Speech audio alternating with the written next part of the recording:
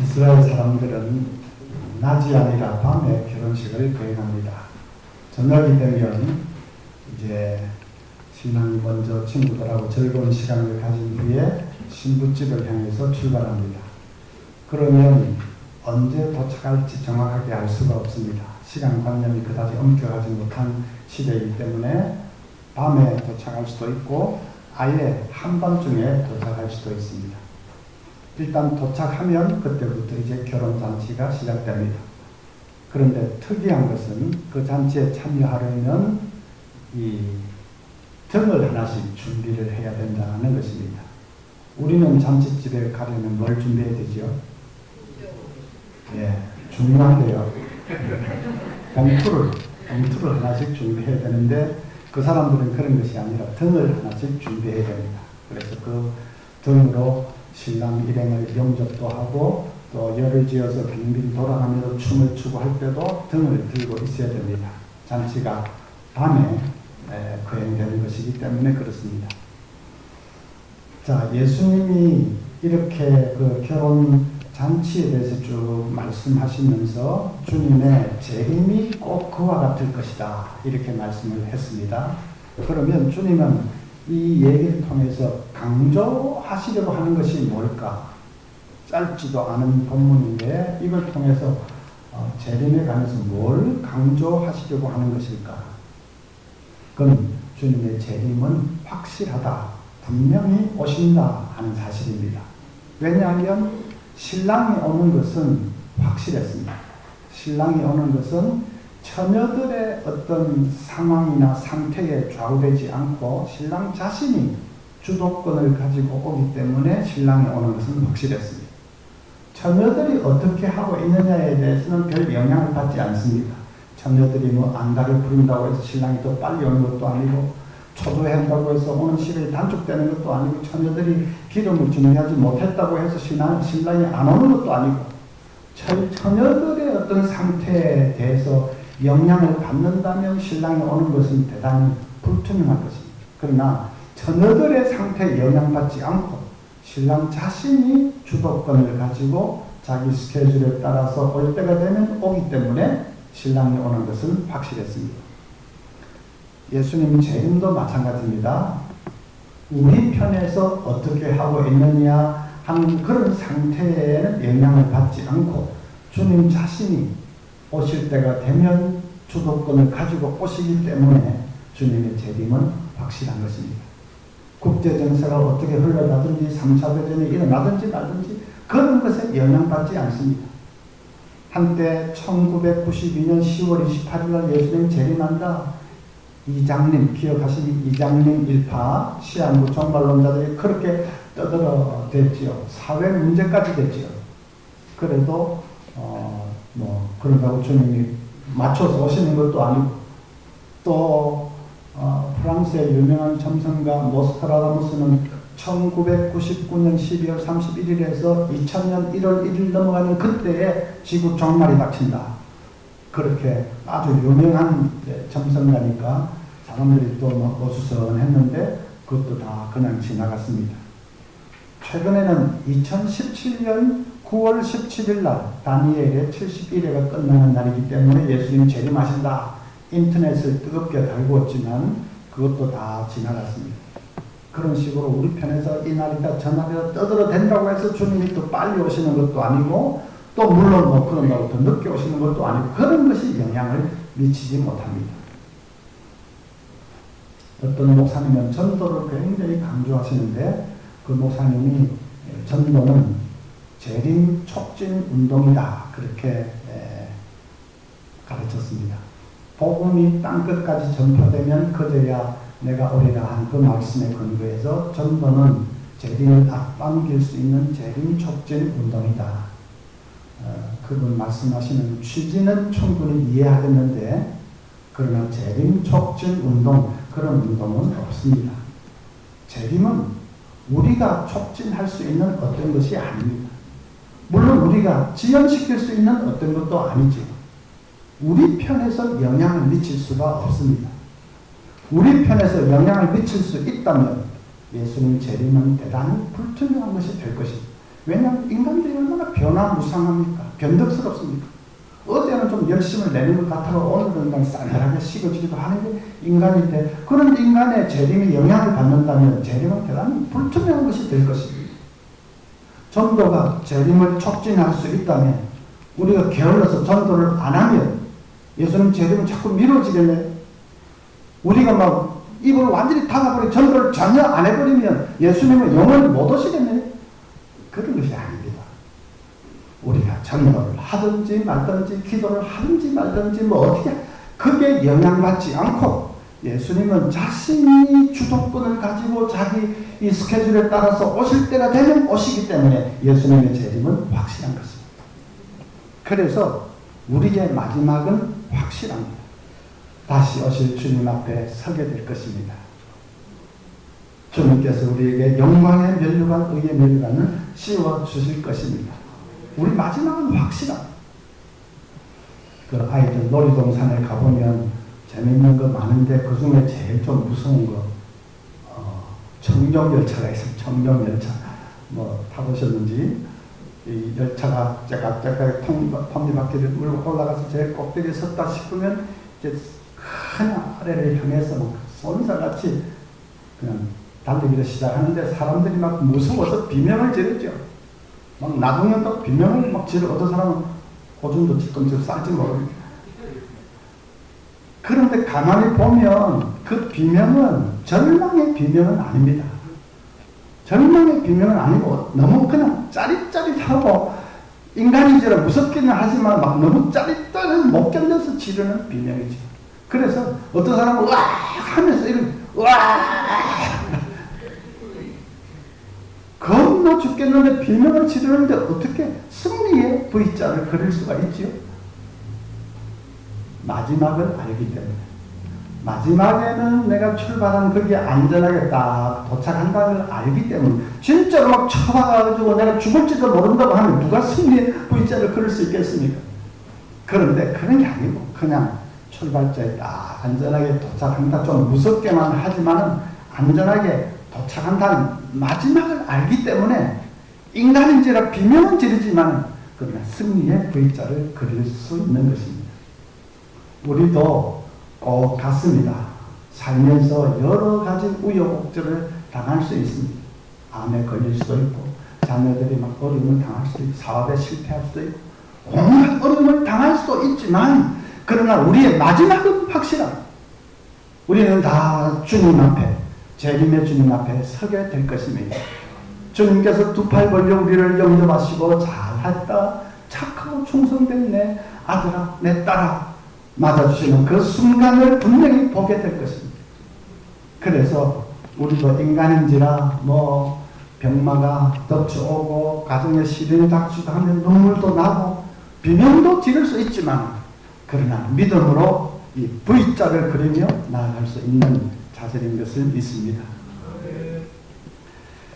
자, 그런데 이 비유를 다시 보면 신랑이 이제 드디어 올 때에 졸며 잤다고 했는데 누가 졸며 잤지요? 자, 이제 정신 바짝 차려봅니다. 누가 졸며 잤습니까? 미련한 처녀들 하면 저의 함정에 걸려드는 겁니다. 5절에 보면 다 졸며 잘세 했습니다. 미련한 처녀들은 물론 잤고 슬기로운 처녀들도 잤습니다. 다 잤습니다. 그런데 이상한 것은 신랑이 와서 처녀들이 잔 것에 대해서 책망하지 않는 것입니다. 신랑이 야 너희들 깨어서 나를 기다려야지 왜 잤느냐 책망할 만한데 책망하지 않는 것입니다. 그것은 신랑은 처녀들에게는 휴식도 필요하다는 것을 안다는 뜻입니다. 신랑을 기다린다고 해서 막 눈이 벌가지고 꼭 밤샘을 해야 되는 건 아닙니다. 늘 하늘만 이 뭐 동구박만을 쳐다보면서 신랑을 기다리면서 밤을 꼬박 새고 그런 건 아닙니다. 잠시 눈을 붙일 수 있습니다. 그러다가 신랑이 왔다 하면 벌떡 일어나서 영접하면 되니까요. 마찬가지입니다. 우리 예수님 재림을 기다린다고 해서 전부 막 직장도 때려치우고 학교 학생 다 중퇴하고 매일 교회 모여서 예배만 드리고 있어야 되는 것은 아닙니다. 예수님 재림을 기다린다고 해서 재산 다 모아가지고 어디 기도원에 산속에 들어가서 늘 막 하늘만 쳐다보며 살아야 되는 그런 것은 아닙니다. 오히려 이단들이 그렇게 하라고 가르치죠. 그러니까 성경은 그런 것은 아닙니다. 직장인은 열심히 직장생활을 해야 되고, 주부는 가정을 잘 돌보고, 학생은 열심히 공부하고, 믿음만 잘 지켜서 그렇게 하면 되는 것입니다.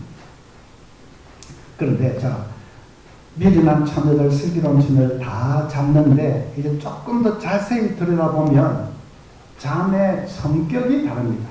자기는 다 같이 잡는데 자매 성격이 다릅니다. 슬기로운 처녀들은 아주 기쁘고 행복한 마음으로 잠을 잤습니다. 신랑이 오면 그때부터는 얼마나 참 즐거운 잔치가 시작될까 그 생각을 하니까 너무 참 행복합니다. 기름을 보니 기름 넉넉하고, 그래 잠시 눈을 붙이자. 그래서 신랑이 왔다 하면 벌떡 일어나서 참여하면 되니까. 그래서 슬기로운 처녀들은 기쁘고 행복한 잠을 잤습니다. 그런데 미련한 처녀들의 잠은 다릅니다. 아주 지루하고 따분한 잠을 잤습니다.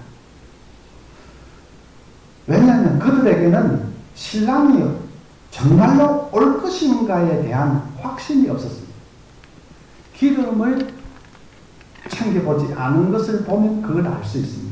신랑이 반드시 온다는 것을 확신했다면 왜 기름을 챙겨볼 생각을 안 했겠습니까? 신랑이 조금 늦게 올 수는 있는데 내 이 기름으로 충분할까? 신랑이 오기는 분명히 오는데 그건 좀 늦어질 수는 있는데 이 기름 이걸로 될까? 그렇게 기름을 챙겨볼 생각을 왜 안 했겠습니까? 그 생각을 안 했다는 말은 그 미련한 처녀들에게는 신랑이 반드시 온다는 데 대해서 확신이 없었다는 것입니다. 확신이 없이 기다리려고 하니까 그것처럼 지루하고 따분한 것이 없지요. 눈꺼풀 막 천근만근 무겁고 피곤 막 쏟아지는데 신랑이 진짜 오는 거야 맞는데 이 사람 미치겠네.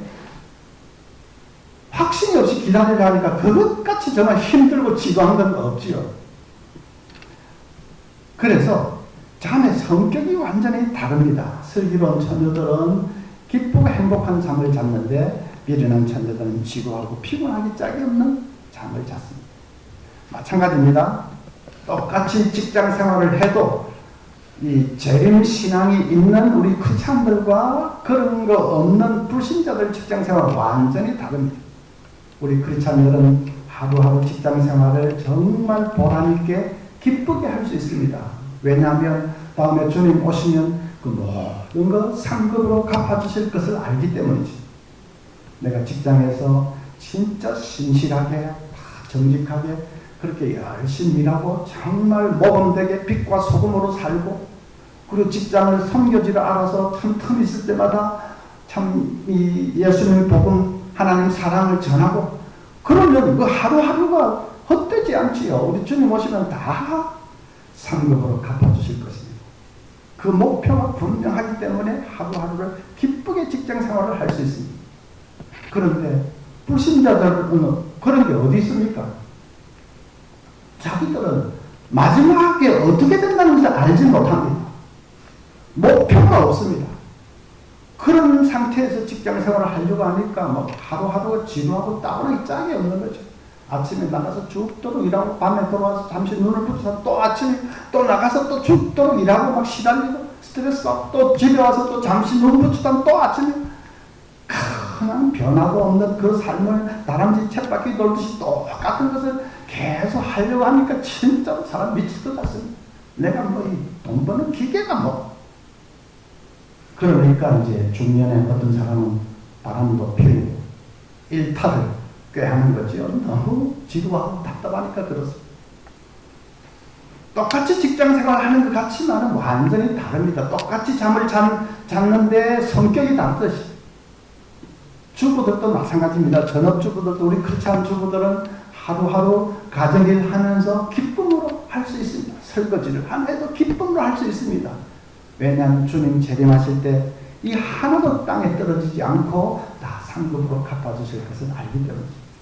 여러분 교회 안에서 기도하고 전도하고 봉사하는 것만 상 주시고 밖에 나가서 가정을 잘 돌보고 하는 거는 상하고는 관계없고 그렇습니까? 아닙니다. 그렇게 생각하면 이 신앙생활을 성속을 잘못 입은 것도 잘못 구비라는 것입니다. 그게 아니지요.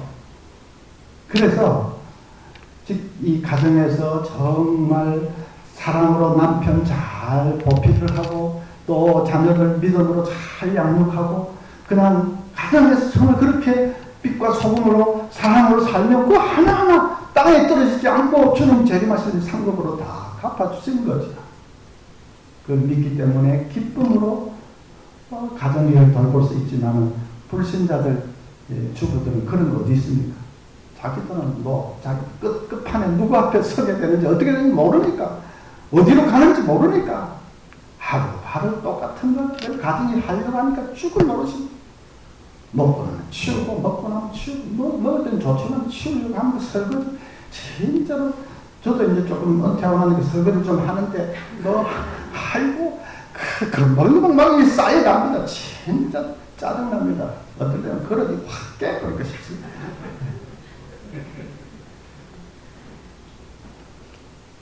우리가 예수님 재림신앙을 가지고 사는 이것은 얼마나 참 행복하고 참 기쁘고 놀라운 축복인지 모릅니다.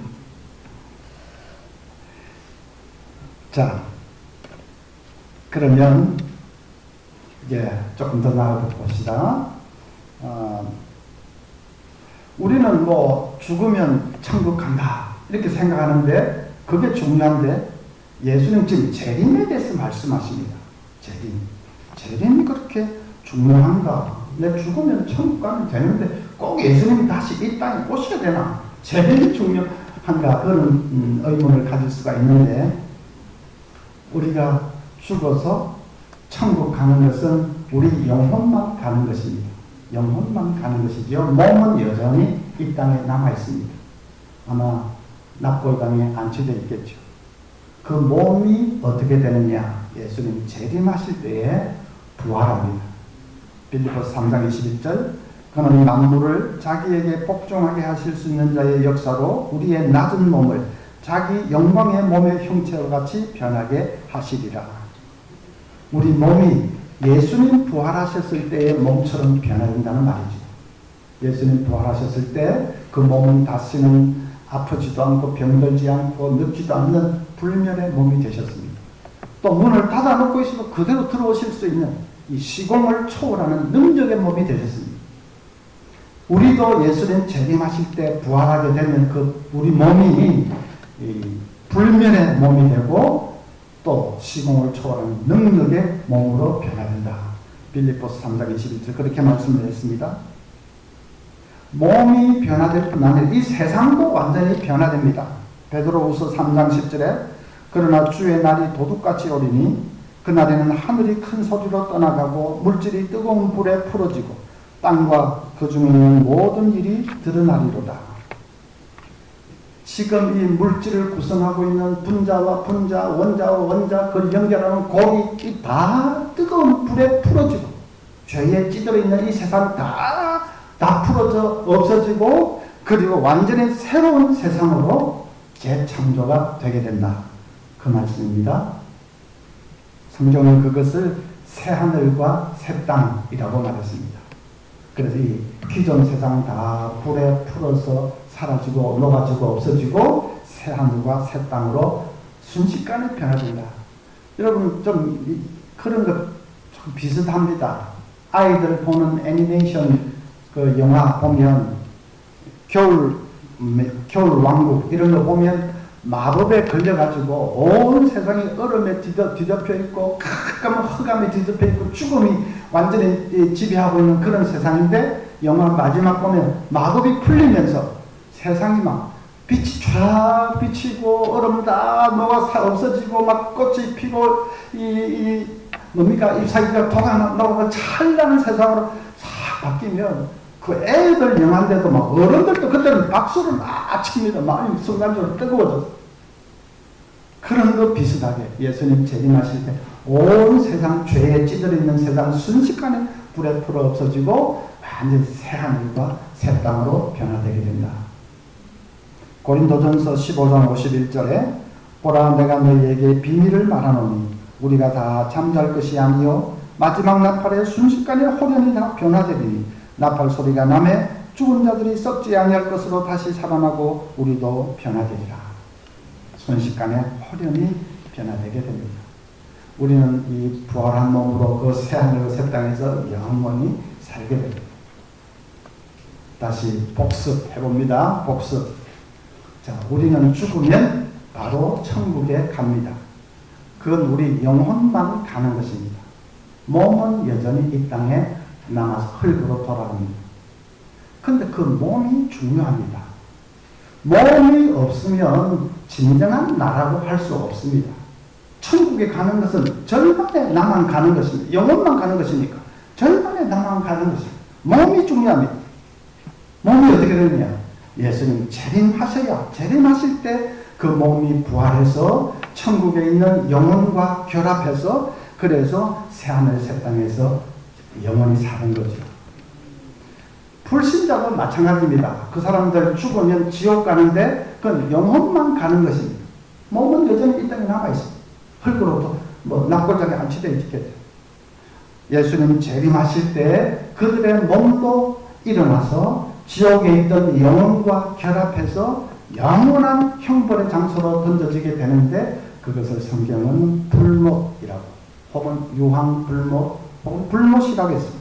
계시록 20장 13절에 바다가 그 가운데서 죽은 자들을 내주고 또 사망과 음부도 그 가운데서 죽은 자들을 내주매 각 사람이 자기의 행위대로 심판을 받고 사망과 음부도 불못에 던져지니 이것은 둘째 사망 곧 불못이라. 그러니까 영혼만 가는 곳이 신자는 천국이고 불신자는 지옥이고 몸까지도 가는 곳이 신자는 새하늘과 새 땅이고 불신자는 불못입니다. 유황불못, 불못입니다. 그렇게 보면 우리는 천국의 복을 최고의 복으로 치는데 그 천국의 복도 새하늘 새 땅에서 누리는 복에 비하면 세 발의 피입니다. 일단 천국은 우리 절반만 가는 곳입니다. 영혼만 가는 것입니다. 그는 새하늘 새 땅에는 온전한 나의 존재 전체가 가는 것이죠. 그리고 천국에 머무르는 영혼이 머무르는 기간은 한시적입니다. 영원히가 아니고 한시적입니다. 내가 지금 죽으면 천국 가서 내 영혼이 천국에 있는 동안은 천국에 있는 기간은 예수님 재림하실 때까지 말입니다. 예수님 10년 후에 재림하시면 내 영혼은 10년 동안만 천국에 있는 것입니다. 예수님 100년 후에 재림하시면 내 영혼은 100년 동안만 천국에 있는 것입니다. 그렇게 한시적입니다. 그러나 재림하셔서 그때부터 새하늘 새 땅이 이루어지면 그 새하늘 새 땅에서의 삶은 영원. 그야말로 영원. 기간으로 따져도 비교가 안 되는 거죠. 영원이 얼마나 긴 시간이냐. 여러분 조개 껍질 하나로 저 낙동강 물을 하루에 한 번 퍼내면 낙동강 물 다 퍼내는데 몇 년쯤 걸릴까요? 그거는 어렵지 않습니다. 수리공학이나 이런 전공한 분들은 계산해낼 수 있어요. 낙동강 길이가 얼마, 폭이 얼마, 깊이가 얼마 하면 그 수량이 나오겠지요. 조개 껍질 하나에 담길 수 있는 거 몇 cc 나오겠지요. 나누기 하면 딱 시간이 나올 겁니다. 아마 몇만 년, 하루에 한 번 퍼내는데 몇만 년은 걸릴 겁니다. 조개 껍질로 하루에 한 번 태평양 바닷물을 퍼내면 태평양 바닷물 다 퍼내는데 얼마나 걸릴까? 아마 수십억 년은 계산 안 해봤지만 수십억 년은 걸릴 거예요. 만약에 태평양, 대서양, 인도양, 북극의 남, 지구상에 있는 바닷물을 전부 다 하루에 한 번 다 퍼내려면 몇 년이나 걸릴까? 그거는 몇 천억 년으로도 안 되고 아마 조면, 발음이 좀 이상하네. 그렇게 하지 말고 아마 몇 천억 년은 걸릴 겁니다. 그러나 몇 천억 년 걸려서 바닷물을 다 퍼낸다고 해도 영혼은 아직 시작도 하지 않았습니다. 그게 영혼이라는 것입니다. 몇 천억 년 걸려서 지구상의 바닷물을 다 퍼낸다고 해도 영혼은 아직 시작도 안 했다니까요. 그게 영혼이라는 것입니다. 우리는 새하늘 새 땅에서 그렇게 주님과 함께 영원히 살게 될 것입니다. 그거는 좋은데 뭐 하면서 사는 거 그게 좀 궁금하겠죠. 그 새하늘 새 땅, 이 완전히 우주가 달라지고 모든 게 달라진 거기서 우리는 모든 별들을 행성들을 관리하고 다스리면서 살게 됩니다. 에덴 동산을 생각해 보면 됩니다. 그 좋은 낙원 에덴 동산에 하나님이 아담 하와에게 큰 능력을 주셔서 그래서 모든 동물들, 식물들, 모든 이 피조물들을 관리하고 다스리면서 살게 했지 않습니까? 아브라함이 정말 행복하게 일했습니다. 이름 붙이면 다 그 동식물 이름이 되고 그들이 조화롭게 번창할 수 있도록 정말 행복하게 일을 했습니다. 죄만 안 지었으면 그 에덴 동산은 영원히 사는 것입니다. 선악을 알게 하는 나무 따먹지 말고 생명나무 실과를 따먹고 했으면 영원히 사는 것인데 그냥 불순종해서 쫓겨났죠. 그거 잘 아는데 새하늘 새 땅이 이루어지면 아담 하와가 에덴 동산에서 했던 그런 일들을 우리도 하게 됩니다. 그래서 별들을 관리하고 다스리면서 그들이 모든 피조물들이 번창하고 조화롭게 자랄 수 있도록 누가복음 19장 17절을 보면 주인이 이르되 잘하였다 착하고 착한 종이여 네가 지극히 작은 것에 충성하였으니 10고을 권세를 차지하라. 어떤 종에게는 10고을 다스리는 권세를 주고 어떤 종에게는 5고을 다스리는 권세를 주고 했는데 여기 고을이라는 말을 어떤 신약 학자들은 이건 별로서 번역할 수 있다. 그렇게 돼요. 별. 어떤 사람이 10개의 별을 맡기고 어떤 사람이 10개의 5개의 별 행성을 맡기고 그렇게 한다는 것입니다. 그래서 그들을 관리하고 번창할 수 있도록 그것을 성경은 왕노릇하는 것이라. 주님과 함께 왕노릇하게 되는 것이라. 아담이 이제 잃어버렸던 신라곤이 말하자면 복락곤이 되는 것입니다. 어떤 분은 그래봤자 그 일한다는 말은 결국은 나는 일이라면 딱 질서지. 이 땅에서도 막 일하고 새하늘 새 땅에서도 일하냐. 그래가지고 영원히 뭐 별 좋을 것도 없겠다 그러는 분이 있을지 모르겠지만 그때의 일은 지금의 일하고 다릅니다. 지금의 일은 우리가 어떻게 보면 죄의 결과로 지금 저주를 봐서 가시와 엉겅퀴가 나고 이마에 땀 흐르고 이렇게 하는 일 아닙니까? 근데 새하늘 새 땅에서 일은 그게 아니고 우리의 그 역량과 창조성과 능력을 다 발휘해서 그때는 죄가 없으니까 진짜 하나님의 영광을 위해서 큰 신바람 나게 하는 그런 일이 될 것입니다. 너무 좋아서 그때 왕노릇하는 것이라고 성경에 표현을 했지 않습니까? 휴식 시간에는 베토벤이 직접 지휘하는 그 무슨 교향곡을 들으면서 황홀해할지도 모릅니다. 베토벤이 구원받은 사람이라면 새하늘 새 땅에 있겠죠.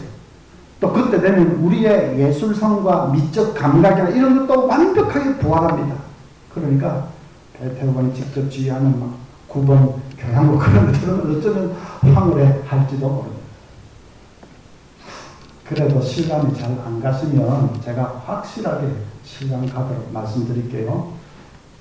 천국에 골프가 있을까 없을까? 골프 좋아하는 분들 계시죠? 있을까 없을까? 있습니까? 예. 어떤 목사님은 저도 잘 모르겠습니다. 안 가봤으면 모르겠습니다 하는데 뭘 모릅니까? 제가 확실하게 대답해 드리죠. 천국에는 골프가 없습니다. 왜냐하면 천국에는 몸이 없기 때문에. 몸이 없고 영혼만 있는데 영혼이 무슨 운동을 합니까? 그래서 골프가 골프가 아니라 다른 스포츠도 없습니다. 그러나 새하늘과 새 땅에는 있을 수도 있습니다. 제가 있다고는 안 했습니다. 딱 밖에 나가면 한 목사가 막 하면 있다고 해요. 그냥 있을 수도 있다고 했으면 그래야 저도 뭐 좀 빠져나갈 구멍이 있죠. 그런데 충분히 그럴 수가 있습니다. 몸이 있기 때문에. 이사야 65장 17절부터 보라 내가 새하늘과 새 땅을 창조하나니 이전 것은 기억되거나 마음에 생각나지 아니할 것이다. 너무 좋아서 이전 건 생각도 안 난다는 것입니다. 너희는 나의 창조하는 것으로 말미암아 영원히 기뻐하며 즐거워할지니라. 이 영원히 기뻐하며 즐거워하는 것 안에 스포츠도 있을 수가 있는 거죠. 천국에 애완견이 있을까 없을까? 아까 우리 동물 장례 그런 것도, 강아지 장례 그것도 뭐 이제 신학적으로 문제가 돼가지고 그런다는데, 그런 얘기도 했는데, 천국에 강아지가 있을까 없을까요? 없습니다. 이제 좀 눈치로 때려잡는 아주 오래 전에 저희 집에서 이 애완견 한 마리 키웠는데 이름 뽀야입니다. 뽀야. 한 번은 막 너무 귀여워서 제가 안고 뽀뽀도 안 하고 그냥 하는 신용을 이렇게 했는데, 그때 초등학생 딸하고 아들이 합창하듯이 뺨을 찔렀습니다. 아빠 그러지 마. 아빠 입에 병균이 뽀야한테 다 들어가. 아니, 저거가 자식이면 뽀야 입에 병균이 아빠한테 들어, 그렇게 해야지. 저거 자식이지. 아빠 입에 병균이 뽀야한테 다 들어가. 그러게 되면 나는 개만도 못하면서. 한 번은 초등학생 아들 녀석 일기장을 쭉 훔쳐봤더니 자기 기도 제목 3가지를 적어놨는데, 3번째가 하나님 뽀야 천국 가게 해주세요. 그런 거 보면 또 저는 또 장난기가 발동합니다. 그러니까 시치밀도 빼고, 광연아 뽀야는 천국 못 가. 동물들은 천국 못 가. 뽀야가 천국 갈 수 있는 길이 딱 하나 있어. 아빠가 일단 뽀야를 먹어. 그러는 다음에 아빠가 천국 갈 때 뽀야는 아빠 뱃속에서 같이 가는. 아들이 막 눈을 부라리면서 아빠 목사 맞아? 농담 한번 하다가 목사 뭐가 떨어집니다.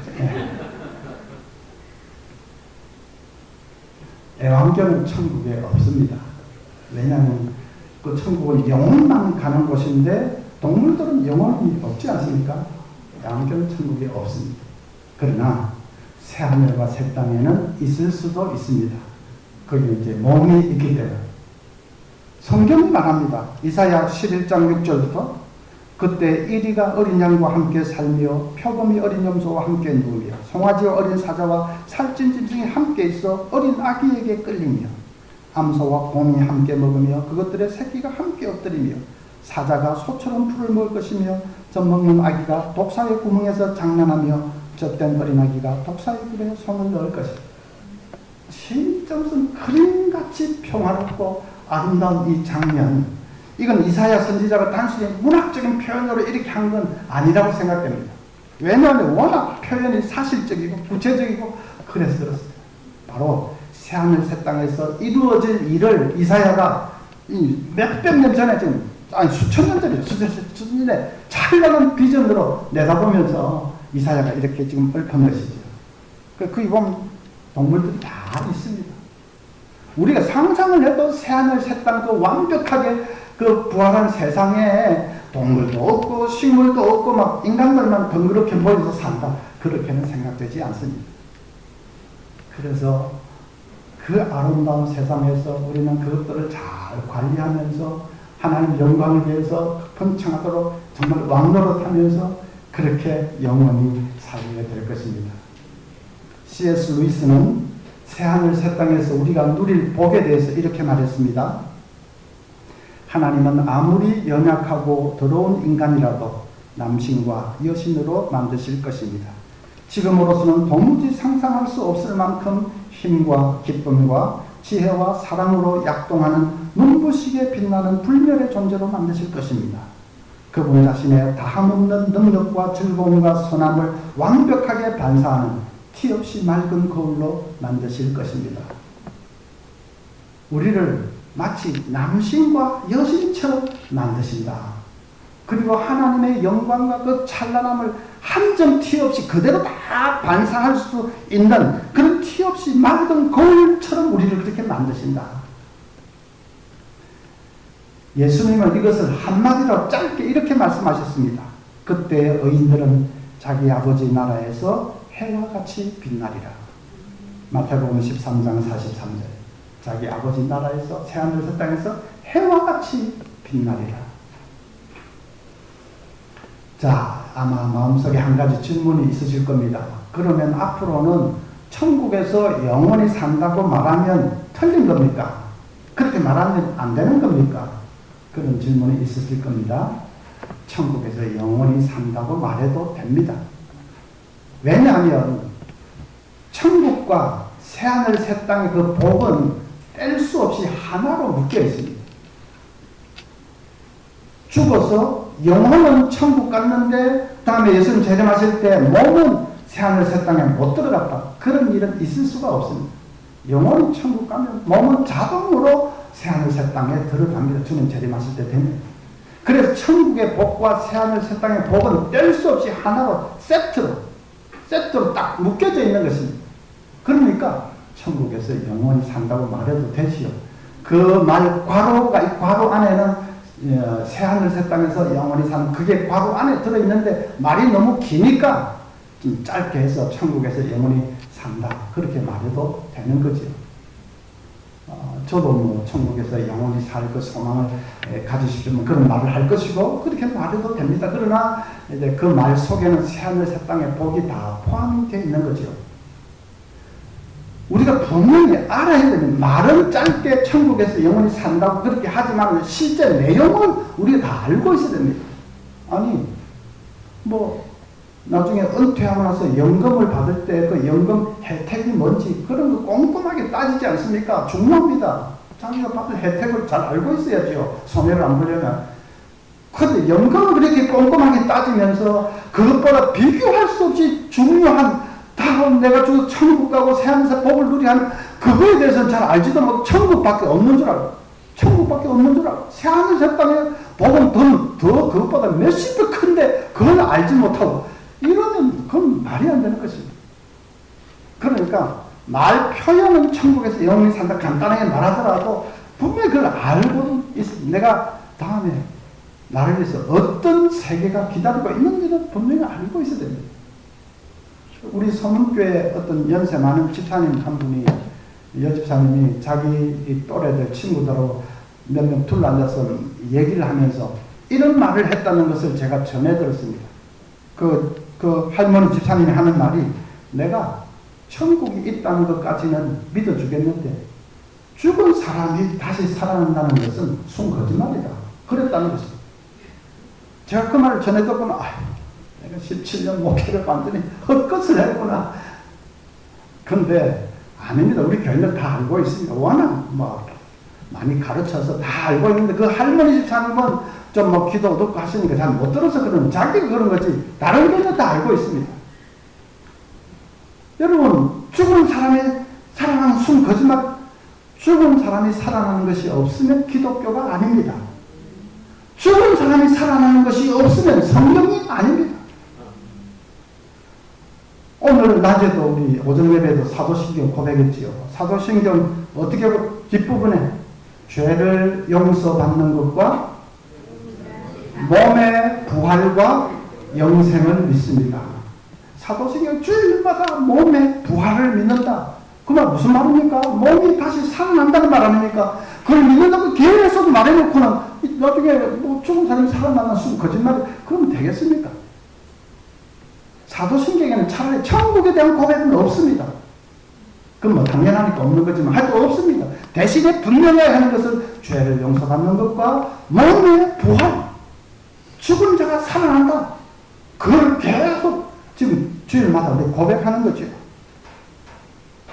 저는 우리 교인이 세상 떠나면 상주와 함께 지하 1층에 영안실까지 내려갑니다. 그게 칸이 다 있고 그러면 이제 그 직원이 쭉 이 관을 하나 꺼내서 이제 열어가지고 상주에게 보여줍니다. 맞지요? 하고 보여줍니다. 상주가 그렇다고 하면 이제 사인하십시오. 저는 옆에 서서 물끄러미 바라보고 있는데 그때 제 마음속에 간절한 기도는 한 가지밖에 없습니다. 주님 빨리 오십시오. 빨리 오셔서 우리 집사님 일으켜주세요. 이 좁은 상자의 가치가 이게 뭡니까? 집사님 주님 빨리 재림하셔서 집사님 일으켜주시옵소서. 그때 저는 교인들에게 자 이제 천국 갔으니까 우리 위로 받읍시다. 그러지 않습니다. 물론 위로는 받아야 되죠. 그런데 교인들이 이제 다 끝난 걸로 생각해. 천국 가시면 다 끝난 걸로 생각해. 몸을 어떻게 하냐. 몸이 없으면 진정한 나가 아니라니까. 절반에 나밖에 되지 않는다니까. 그 주님 재림하시죠. 교인들이 예수님 재림을 사모하지 않습니다. 천국 때문에. 그게 참 아이러니입니다. 내가 죽어서 천국 가면 이제 다 끝났는데 그 다음에 뭐 저기 주님이 땅에 재림하든지 말든지 그건 나하고는 상관없고 나는 조금 천국 갔으면 다 끝난 걸로 생각합니다. 아닙니다. 그건 기독교의 절반밖에는 알지 못하고 있는 것입니다. 성경의 절반밖에는 알지 못하고 있는 것입니다. 그래서 우리 살아생전에 주님 재림하시면 그것처럼 정말 대박이 없습니다. 그것처럼 축복이 없습니다. 근데 그렇게 안 되면 할 수 없이 우리가 이제 다 죽음의 관문을 통과해야 됩니다. 통과해야 되는데 그 다 우리 참 인간인지라 죽음 생각하면 겁이 나고 그런데 생각해 보면 죽음을 기다리는 시간이 겁이 나죠. 의사가 아무래도 안 되겠습니다 하고 서늘한 그 순간부터 공포, 절망, 뭐 가족과 영원 이별이다 뭐 이런 거 불신자는 더 심하겠죠. 내가 어디로 끌려가는지 캄캄한 무슨 생각, 그 다음에 뭐 육체의 고통도 있을 수 있고 하나 그 기다리는 시간이 그게 겁이 나는 것이지 막상 숨이 넘어가는 그 시간은 뭐 그게 뭐 10분이 걸렸습니까? 1시간이 걸렸지. 잠시입니다. 잠시 죽음의 그림자가 우리를 덮을 것입니다. 그러나 그 다음 순간에 눈을 떠보면 내가 천국에 서 있는 것, 주님 앞에 서 있는 것을 여러분 보게 되실 것입니다.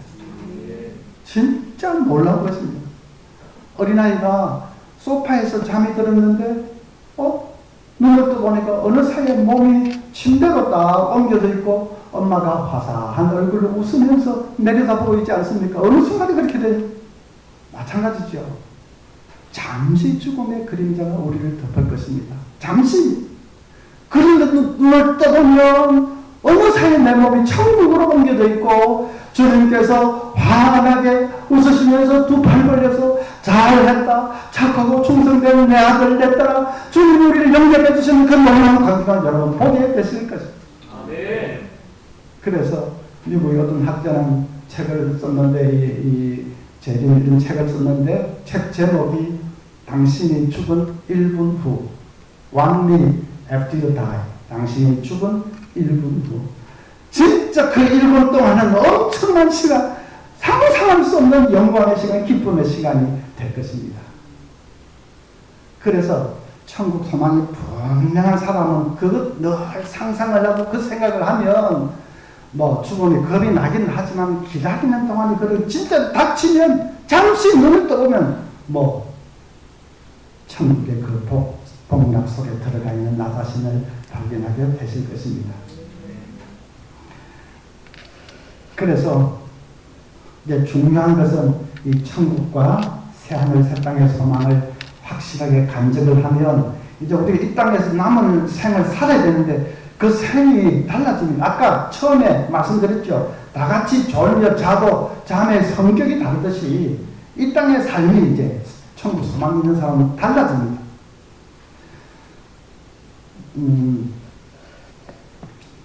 요즘은 이 시대가 좋아져서 그런지 어떻게 뭐 군기가 빠져서 그런지 쫄병들도 보면 휴가 간다고 비행기 타고 갑니다. 제가 공항에 나가보면 겨우 짝대기 하나 쫄병인데 그냥 휴가 간다고 공항에서 얼씬얼씬합니다. 이것들이 기함이 빠져서 보통 빠져 그냥 화장실 뒤로 찌팍 내가지고 빠따로 하지 치고 싶은데 저는 방위 출신이었으면 하지도 못하고 옛날에는 비행기가 어디 있습니까?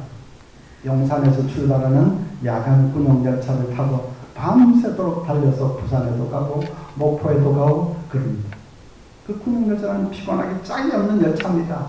자리가 없어서 막 이렇게 부대껴서 끼어서 앉기도 하고 난간에 걸쳐 앉고 그런 신문지 깔고 바닥에 앉고 어떤 사람은 서서 그냥 밤새도록 서서 가요.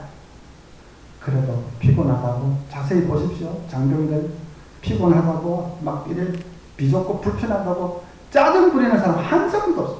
전부 싱글벙글 웃음꽃이 만발했습니다. 왜 그럴까요? 이건 눈치로 때려잡을 수 있습니다. 왜 그럴까요? 예. 마음이 이미 고향집에 가 있기 때문이죠.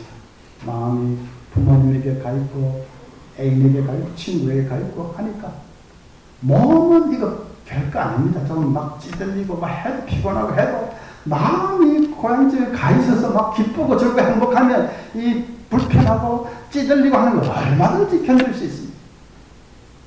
마찬가지입니다. 우리 마음이 천국과 또 새하늘 새땅 그 소망에 딱 가 있으면 이 땅의 삶이 남의 셋집에서 막 힘들게 살고 직장생활 힘들게 살고 해도 그래도 그 얼마든지 이길 수가 있습니다. 감당할 수 있습니다.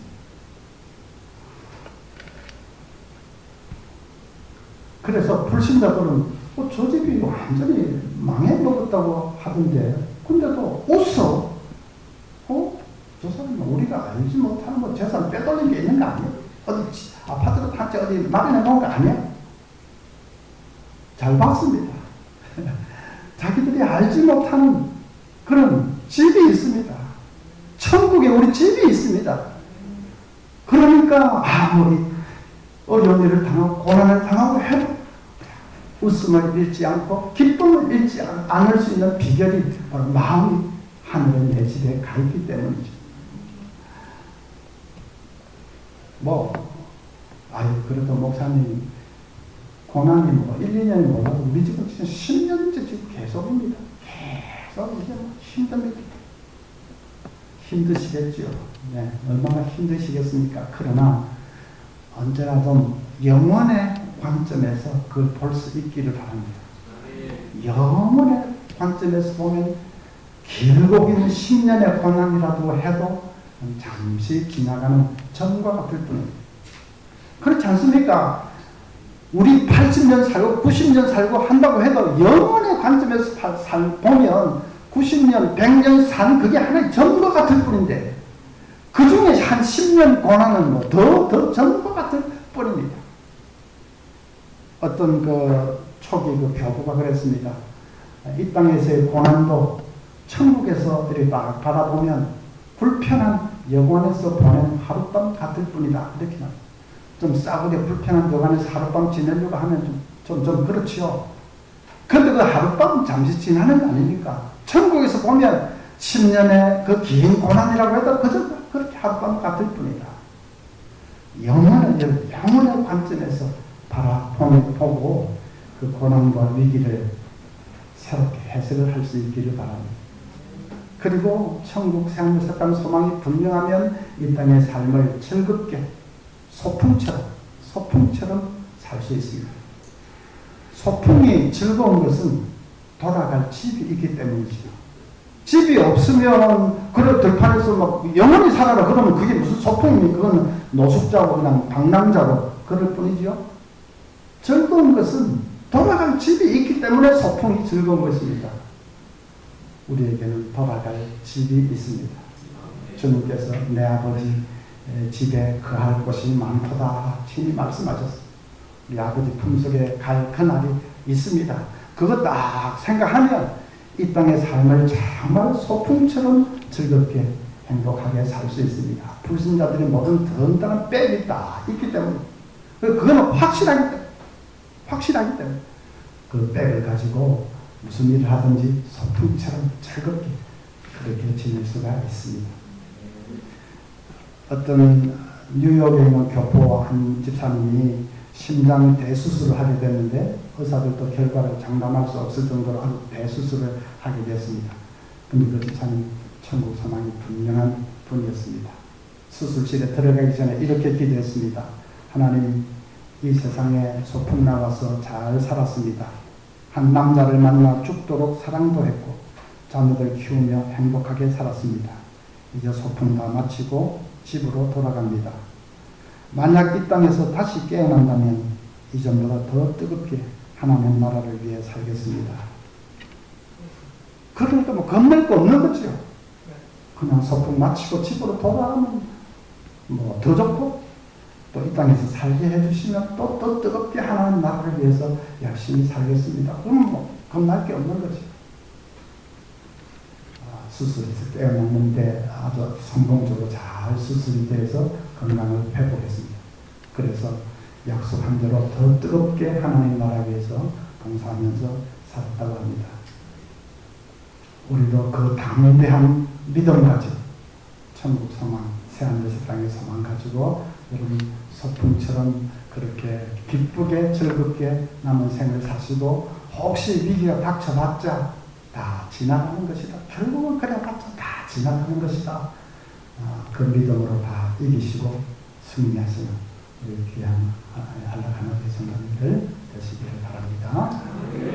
기도하겠습니다. 하나님